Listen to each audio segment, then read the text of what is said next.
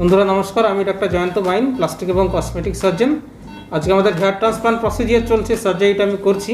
তো সার্জারি চলাকালীন আমাদের ভাই অনেকগুলো প্রশ্ন উনি করছেন, তো আমার মনে হলো এগুলো রেকর্ড করে আপনাদেরও মনে এই প্রশ্নগুলো থাকবে, তো সেগুলো নিয়ে আমরা আলোচনা করব।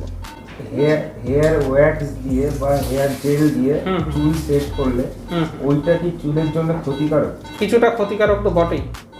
হ্যাঁ, কারণ হেয়ার ওয়্যাক্সের মধ্যে বিভিন্ন কেমিক্যালস থাকে, আনরেগুলেটেড কেমিক্যালস থাকে, সেগুলো কিন্তু হেয়ার ফলিকলের ওপরে ওদের নেগেটিভ এফেক্ট থাকে। ডেফিনেটলি আমরা বলবো এই ধরনের ব্যাপারগুলো ইউজ না করার জন্য। আর হেয়ার কালার আমরা যদি খুব ভালো ব্র্যান্ডের ইউজ করি, প্রিমিয়ামগুলো ইউজ করলে পরে হেয়ার কালারের অসুবিধা কিছু হয় না। দেখতে হবে পিএইচ যেটা থাকে সেটা বডির সঙ্গে ম্যাচ করানো কিনা, ন্যাচারাল কিনা, সেটা হচ্ছে দেখতে হবে।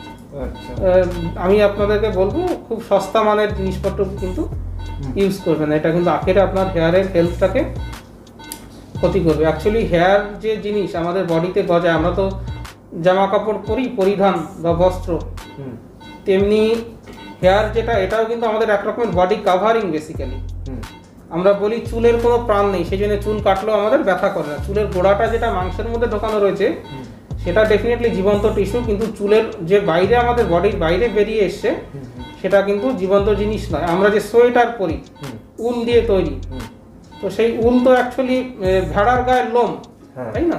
তো আমাদের গায়ের লোমগুলো কিন্তু অ্যাকচুয়ালি আমাদের পরিধানের মতোই ভগবান বানিয়ে দিয়েছেন ন্যাচারাল ওয়্যার বা ন্যাচারাল জামা কাপড় বা ন্যাচারাল পরিধান।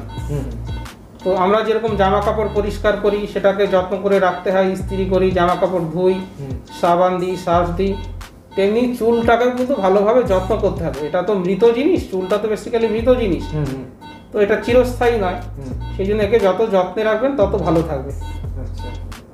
এবারে আপনি যদি জামা কাপড়কে বাজি সাবান দিয়ে কাচেন তাহলে আপনার জামা কাপড়ের রং চটে যাবে, খারাপ হয়ে যাবে।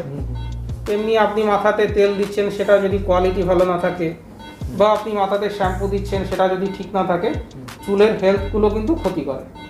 সুতরাং আপনাকে এটা একটু বুঝে শুনে হচ্ছে কোন ব্র্যান্ডের ইউজ করছেন, কোনটা ইউজ করছেন, সেটার কেমিক্যাল কম্পোজিশন কি, তার মধ্যে অ্যালকোহল কম্পোনেন্ট কতটা রয়েছে, কতটা জেলি বা অয়েল কম্পোনেন্ট রয়েছে, সেগুলো দেখে নিতে হবে। বেশি অ্যালকোহল রয়েছে সেই ধরনের জিনিসপত্র কিন্তু ইউজ না করাটাই বেটার। আচ্ছা, কিটোকেনাজল বা ক্যান্ডিড এই টাইপের লোশন বা শ্যাম্পুগুলো যাদের ড্যান্ড্রাফ হয় তারা ইউজ করে। হ্যাঁ, তো এইগুলো মাখার সাথে সাথে যেমন ড্যান্ড্রাফটাও যায়, এগুলো কি চুলকেও ক্ষতি করে এবং চুল হেয়ার ফলও করায়? অনেকের মাথায় হেয়ার ফল ছাড়াও আরেকটা মেজর সমস্যা হচ্ছে খুশকি হওয়া। সেটার জন্য আমরা, খুশকিটা বেসিক্যালি ফাঙ্গাল একটা ইনফেকশনের জন্য হয়, ফাঙ্গাল ইনফেকশনের জন্য হয়, ফাঙ্গাস বা ছত্রাকের ইনফেকশন। তো এই ছত্রাকের ওষুধ হচ্ছে কিটোকোনাজল। এটা ইউজ করলে পরে আপনি ম্যাক্সিমাম সপ্তাহে 1 থেকে 2 বার ইউজ করবেন।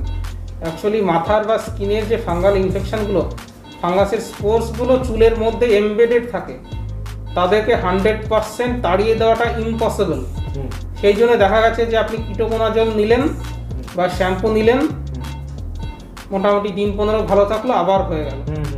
সেই জন্য নিয়ম হচ্ছে সপ্তাহে 1 বার করে নেওয়া, সপ্তাহে 1 বার করে নেবেন। আর এই কিটোকোনাজল শ্যাম্পু বা লোশন যেটা, সেটা ইউজুয়ালি আমরা যখন মাথাতে দিই, কিটোকোনাজলের ট্যাবলেটও হয়, আমরা মুখে খেতে দিই। ফাঙ্গাল ইনফেকশন বডিতে অন্যান্য হলে পরে কিটোকোনাজলের শ্যাম্পু হয়, কিটোকোনাজলের অয়েনমেন্ট হয়, বডি কোথাও কেটে গেলে পরে বা ফাঙ্গাল ইনফেকশন হলে আমরা অয়েনমেন্টও দিয়ে থাকি। তো সুতরাং এটা ক্ষতি করে না, কিন্তু মাথার জন্য যখন কিটোকোনাজল নিচ্ছেন আপনি খেয়াল করে নেবেন যে সেটা মাথার জন্য ইউজ করার জন্য স্পেসিফিক কিনা, সেটা আপনাকে দেখে নিতে হবে। এবং অনেক সময় তো এই কিটোকোনাজলের সময় ডেক্লোমেথাজোন বা স্টেরয়েড মেশানো থাকে। এই স্টেরয়েড দেওয়া অয়েনমেন্ট অ্যাভয়েড করবেন দেওয়া, কারণ স্টেরয়েড আপনাকে যে ফাঙ্গাল ইনফেকশন হচ্ছে সেটাকে দমিয়ে দেয়, সেটাকে কিন্তু নির্মূল করে না। যেহেতু নির্মূল করছে না, বরঞ্চ দমিয়ে রাখছে, আপনি যেই স্টেরয়েড বন্ধ করবেন আবারও কিন্তু বেশি করে হয়। ওষুধের দোকানে যখন যাচ্ছেন তখন ওই ওষুধের দোকানদারকে বলবেন, ফার্মাসিস্টকে, যে আমাকে উইদাউট স্টেরয়েড অয়েনমেন্ট বা স্প্রে মাথাতে যেটা দিচ্ছি সেইটা দিতে, স্টেরয়েডটা নেবেন না, স্টেরয়েড ছাড়া নেবেন না। তাহলে কিটোকোনাজল নিয়ে কোশ্চেন্স হলো। সেটা হচ্ছে ফাঙ্গাসের ওষুধ, সপ্তাহে 1 দিন করে ইউজ করতে হবে। কিটোকোনাজল অ্যাসাস চুলের কোনো ক্ষতি করে না। দেখে নেবেন ওটা মাথায় ইউজ করা কিটোকোনাজল কিনা, এটা একটা দেখে নিতে হবে। আর কিটোকোনাজলের মধ্যে বেক্লোমেথাজোন যেন না থাকে, অ্যাটলিস্ট নিজের থেকে নেবেন না। যদি ডাক্তারবাবু না প্রেসক্রিপশন করে থাকেন কিন্তু নেবেন না। আর কখনোই যদি নিয়েও থাকেন একটা জিনিস জেনে নেবেন যে বেক্লোমেথাজোন কিন্তু রেগুলার নেওয়ার জিনিস নয়, এটা ম্যাক্সিমাম 1 থেকে 3 মাস ইউজ করার জিনিস। তারপরে নিচ্ছেন কিটোকোনাজল দিয়ে সপ্তাহে 1 দিন পরিষ্কার করছেন, কিন্তু বেক্লোমেথাজোন দেওয়া ওষুধগুলো নেবেন না। আর সাপ্তাহিক 1 বার কিটোকোনাজল দেওয়াটা আপনি দিয়ে যাবেন, শ্যাম্পু করবেন 2 বার বা 3 বার, আর কিটোকোনাজল দেবেন সপ্তাহে 1 বার।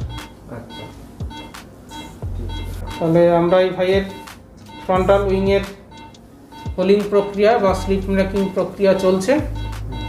তো খুব ভালো লাগলো, আশা করি ভিডিওটা আপনাদের ইনফরমেটিভ লেগেছে। কেমন লাগলো সেটা ইউটিউব কমেন্ট বক্সে এসে কমেন্ট করবেন। আর আমার সঙ্গে যোগাযোগ করতে হলে নিচে আমার হোয়াটসঅ্যাপ নম্বর রয়েছে, সেখানে যোগাযোগ করতে পারেন।